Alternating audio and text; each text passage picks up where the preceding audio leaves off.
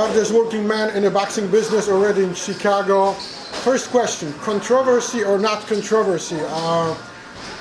Krzysztof Zimnoch, trainer, and himself, they issue a statement, letter, open letter, whatever you're going to call it, said the whole fight was basically set up by the punch after the break.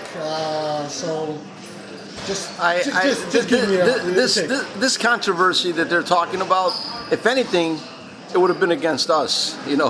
If anything would have happened, it would have been against us. Why would the referee or the organization, whatever you want to call it, have a controversy against their own fighter? If it was going to be a controversy, it would have been against my fighter. This is boxing. This is not no freaking playing in the park. These are two heavyweights. Anything could happen. We feel that we did what we had to do. We didn't do nothing out of the ordinary. Mike was punching the guy. It was like a Doberman against a little poodle. It seemed in there. The guy was too weak for Mike. Mike controlled the fight. The guy tried to hold him. Mike went through the guard, and that was it. The guy maybe the guy had off a day. Maybe whatever the problem was, we went out there and we took care of business. That's boxing. Anything could happen.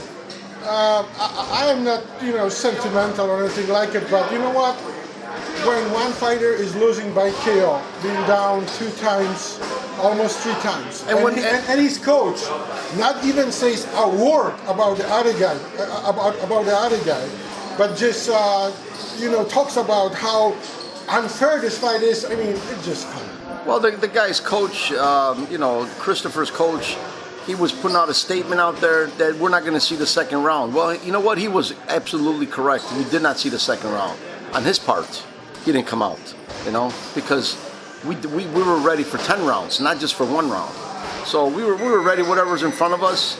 I don't understand why he's saying that. Mike went out there. He did what he had to do. I love Poland. Polish people treated us great. I have nothing against anybody. I mean, Christopher, on a good day, maybe he could be a better fighter, but that wasn't his day when Mike fought him. There are already talks, of course, maybe not talks, there are already some information about possible rematch. How do you look at it right now? Well, right now, 48 hours after the fight. Right now, we have a lot of things on the table. People are offering us fights in Poland with some great fighters out there. I mean, we'll consider it if the opportunity is right. But right now, we have many things that we're working on, and the right opportunity, the right money, then we could talk. How much better Mike Mollo could be? Well, you know what, Mike now he's very focused. This was a great win for him. This made him right now. When you get a win like this, you go out of town, automatically it makes you a better fighter. And right now, Mike's on cloud 9. He's living it up. He's loving it. And he's going to train harder and get more hungry. Question not about maybe rematch, maybe not, upcoming fights. The question is about upcoming fight. Thomas Adamek, who you know pretty well. A couple of times recently you were tuning around what's going to happen. Tell me what you think about Molina versus Thomas Adamek. Well, different fight.